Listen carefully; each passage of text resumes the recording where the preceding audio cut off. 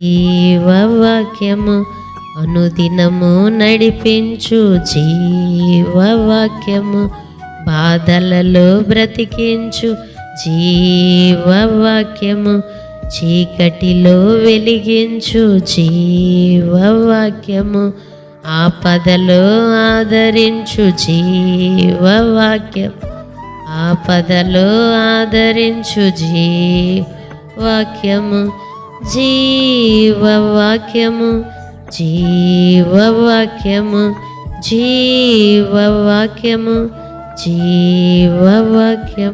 దేవుని నామానికి మహిమ కలుగును గాక. క్రీస్తునందు ప్రియమైన అనుదిన జీవవాక్యమునకు మిమ్మల్ని ప్రేమతో ఆహ్వానిస్తున్నాము. ఈ దినము జనవరి 11వ తేదీ. లేఖన భాగము మత్తయి సువార్త 9వ అధ్యాయము 18 నుండి 38 వచనముల వరకు. మత్తయి సువార్త 9వ అధ్యాయము 18 నుంచి 38 వచనాల నుండి దేవుని యొక్క వాగ్దానము మనం గమనించినట్లయితే 22వ వచనము, ఆ స్త్రీ బాగుపడిను. ఎవరు ఆ స్త్రీ? ఏమిటి ఆమె సమస్య? ఆమె 12 సంవత్సరముల నుంచి రక్తస్రావంతో బహుగా బాధపడుతుంది. అనేక వైద్యుల చేత తిప్పలు పడి మరింత సంకటపడింది. మెడిసిన్ వాడుతున్నను తగ్గట్లేదు. కానీ యేసు ప్రభువుని గురించి విన్న తర్వాత ఆమె చేసిన పని ఏమిటంటే క్రియతో కూడిన విశ్వాసం అండి.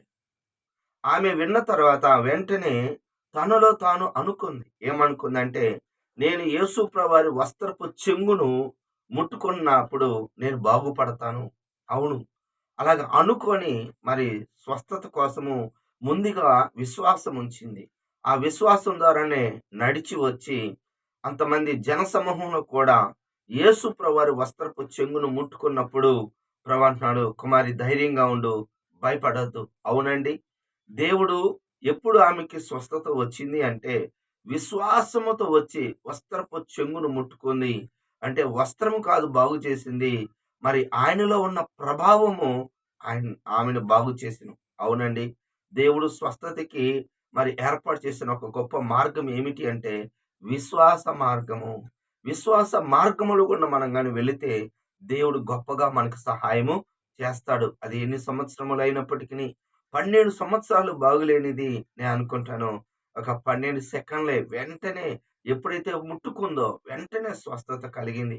అవును, దేవుని దగ్గరికి మనం విశ్వాసముతో ఆయన యొద్దకు వచ్చువారు ఆయన ఉన్నాడని, ఆ యొక్క అడుగు వారికి ప్రతిఫలము దయచేస్తాడని, హెబ్రీ 11:6 ప్రకారము ప్రతిఫలం ఇస్తాడు అని నమ్మి మనం వచ్చినట్లయితే దేవుడికి సహాయము చేస్తాడు.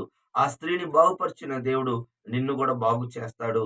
అలాగనే ఈ దినము మనము ఒప్పుకోవాల్సిన పాపాన్ని చూసినట్లయితే 24వ వచనము, మరి యాయిరు కుమార్తె దగ్గరికి, యాయిర్ అనే వ్యక్తి తన కుమార్తె మరి చనిపోయినది అయినప్పటికీ మరి మనుషుల మాట లెక్క చేయక ప్రభు మాట నమ్మి నమ్మిక మాత్రం ఉంచని చెప్పి మరి ఆ ఇంటి దగ్గరకు వచ్చినప్పుడు ఆ యొక్క చిన్న కుమార్తె చనిపోయింది, ఏడుస్తున్నారు. మరి ప్రభు అంటున్నాడు, మీరు ఏడవద్దు, ఎందుకనగా ఆ యొక్క చిన్నది, ఆ అమ్మాయి మరి నిద్రించుచున్నది. ఆ మాటకి అక్కడ రాయబడిన వారు మరి ఏమంటున్నారంటే, చనిపోలేదని వారితో చెప్పగా వారు ఆయన అపహసించిరి. చనిపోయిన వ్యక్తి లేచినట్టుగా ఆ బిడ్డ చనిపోలేదు. ఆ మాటకి అర్థం కాక ప్రభు ఆ బిడ్డను బ్రతికిస్తాడని వారు నమ్మలేదు. ఆ నమ్మటం ప్రక్కన పెడితే అపహాస్యం చేశారు. ప్రభు యొక్క మాటని చాలా మంది అపార్థం చేసుకుంటున్నారు.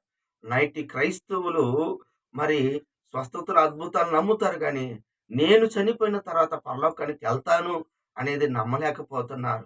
అపోస్తలుల కార్యం 17వ అధ్యాయం 32వ వచనములో ఏథెన్స్ పట్టణములో అపోస్తలుడైన పౌలు గారు బహు విగ్రహారాధన చూసి ఆత్మలో పరితాపం పట్టలేక అక్కడున్న ప్రజలకి, జ్ఞానం కలిగిన వారికి, తెలివి కలిగిన వారికి మరి మృతుల యొక్క పునరుద్ధానము గురించి చెప్పినప్పుడు వారు మరొకసారి విందుమని అపహాస్యం చేశారు. అయినప్పటికీ మరి అపోస్తలుడైన పౌలు గారి యొక్క మృతుల పునరుద్ధానం గురించి విని కొంతమంది ఆయన హత్తుకున్నారు.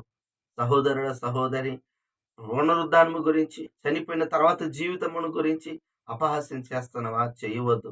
లాజరు దరిద్రుడైనప్పటికీ పరలోకములో నెమ్మది కలిగిన స్థలములో ఉన్నాడు. దయచేసి పునరుద్ధానం ఉంది అని నమ్ము. ఆయనే మార్గం, సత్యం, జీవం. ఆయనే పునరుద్ధానమును, జీవమును. చనిపోయిన తర్వాత జీవితం ఉంది అని నమ్మాలి. అపహాస్యం చేయకూడదు. చివరిగా దేవుని యొక్క ఆజ్ఞను మనం గమనించినట్లయితే 29వ వచనము, మీ నమ్మిక చొప్పున మీకు కలుగునుగాక అని చెప్పినంతలోనే వారి కన్నులు తెరవబడెను. అవునండి, మనము ఇద్దరు గుడ్డివారు యేసు ప్రభువుని వెంబడిస్తున్నారు, కేకలు వేస్తున్నారు. కేకలు వేస్తూ, దావీదు కుమారుడా మమ్మల్ని కరుణించు అని కేకలు వేశారు. మౌనంగా ఉన్నాడు. ఆయన ఒక ఇంట్లోకి వెళ్తే అక్కడికి కూడా వెళ్ళారు. అప్పుడు ప్రభువు, మరి నేను చేయగలనని నమ్ముతున్నారంటే, నమ్ముచున్నాము. ఆ మాట స్పష్టంగా రాయబడుతుంది.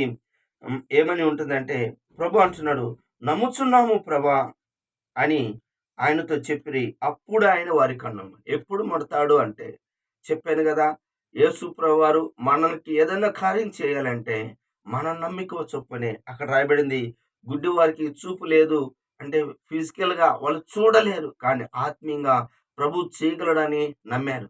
అంటే నమ్మకం అనేది కంటితో కాదండి, చూసి నమ్ముట కాదు. దయచేసి గుర్తుపెట్టుకోండి. అనగా ఈ గుడ్డి వారికి కన్నులు లేవు, కానీ ఆత్మ నేత్రాలతో ఆయన యొక్క మాట, ఆయన సజీవుడు, ఆయన దేవుడు, ఆయన రక్షకుడు, ఆయన చేయగలడు అని నమ్మారు. మేము నమ్ముతున్నాం ప్రభు అంటే, మీ నమ్మిక చొప్పునే మీకు కలుగునుగాక అని చెప్పి వారి కన్నులు ముట్టాడు. మనం ఎప్పుడైతే విశ్వాసముతో ఉంటుంటామో అప్పుడే దేవుడు మనల్ని ముట్టుకొని బాగు చేస్తాడు. అంటే దేవుని యొక్క ఆజ్ఞ ఏంటంటే, ముందు నన్ను నమ్మండి, నమ్మిన